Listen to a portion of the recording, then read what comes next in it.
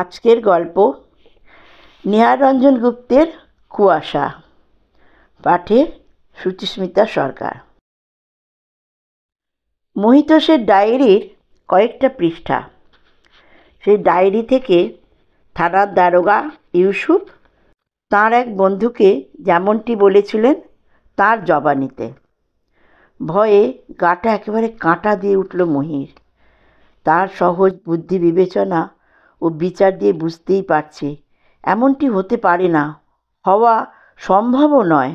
তথাপি দু চক্ষু দিয়ে একটু আগে যা সে দেখেছে সেটাকে অস্বীকারই বা করে কী করে, এবং একেবারে ভুতুড়ে অবিশ্বাস্য বলে উড়িয়েই বা দেয় কী করে।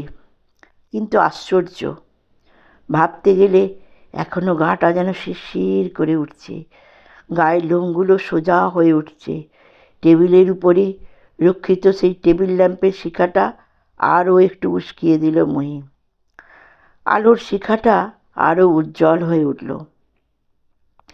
সেই উজ্জ্বল আলোয় তীক্ষ্ণ প্রখর অনুসন্ধানী চোখে আর একবার মই ঘরটার চারিদিকে তাকিয়ে তাকিয়ে দেখতে লাগলো।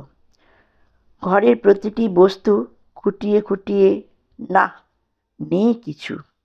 অথচ এই একটু আগেও দেখেছে সে স্পষ্ট।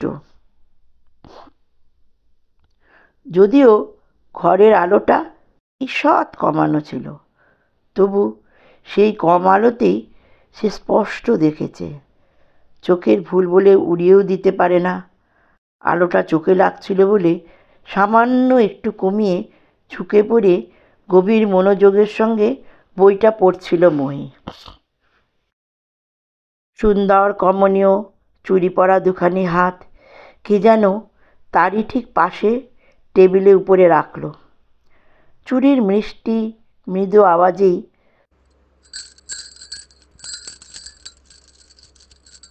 তার মনোযোগ আকৃষ্ট হয়েছিল।